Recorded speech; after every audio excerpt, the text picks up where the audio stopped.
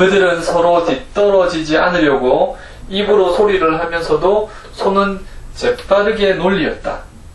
뒤떨어지지 않으려고 입으로 소리를 하면서도 손은 재빠르게 논리였다. 여기서 이제 볼 수 있는 게, 비유해 볼 수 있는 게, 그 강박사고라는 것이 있거든요. 강박사고. 이게 원치 않는 생각이 자꾸 올라와서 내가 그 생각을 어떻게 처리하지 않으면 일상생활을 못하겠어요. 이런 분들이 있어요. 그 생각을 자꾸 쌓으려고 그러고 생각을 없애려고 그러고, 이게 강박사고라는 것이거든요.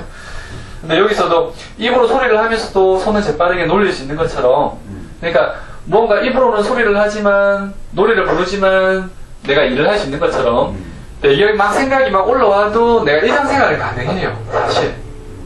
사실 그래서 강박사고를 해결하는 방법, 처리하는 방법도 뭐냐면 배경에 그러한 내가 원치 않는 생각이 없는 것은 아니지만 일상생활을 하면 돼요. 근데 어떤 그 오류에 빠져 있냐면 그런 생각이 안 나야 내가 일상생활을 할 수 있을 텐데라는 잘못된 생각을 가지고 있는 거예요. 그게 진짜 병인 거예요. 그 생각이 나서, 강박사고 있는 분들은 그 생각이 나서 내가 힘든 것이 아니라 사실 삶이라는 것은 그러한 원치 않는 생각이 때로 불쑥 일어나지만 그러한 생각에도 불구하고 내가 내 생활을 살아가는 것이 삶이거든요. 근데 원치 않는 생각이 한순간도 올라와서는 안 돼, 이렇게 생각을 하는 거예요.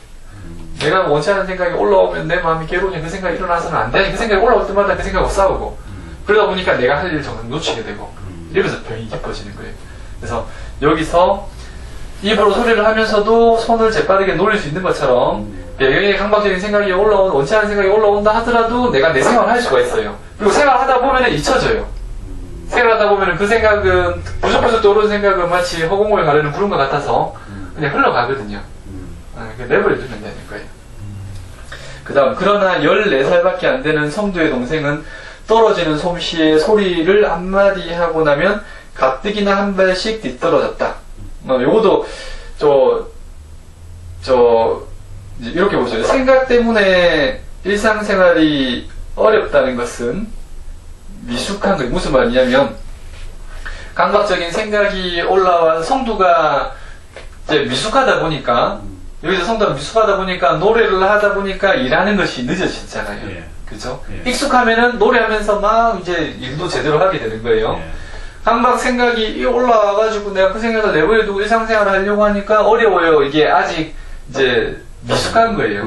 강박사고 처리하는 방법이 미숙한 거예요. 이게 자기가 미숙한 걸 알면 돼요. 미숙한 걸 알고 그 다음에도 불구하고 계속 해나가고 보면 나중에 능숙해지는 것이죠. 네, 그렇게 볼 수 있습니다. 그래서 생각 때문에 일상생활이 어렵다는 것은 아직 내가 미숙한 것. 그래서 공부, 연습, 수양을 통해서 꾸준히 자기를 갈고 닦아 나가면은 나중에 그런 생각이 올라와도 이제 일을 할 수가 있는 거예요. 나중에는 그런 생각이 나는지도 몰라요. 오히려 그냥 생활하는 데는 지장이 없는 거예요. 여기서 노래를 부르면서 일을 하는 거하고 똑같은 상황이 되는 거죠.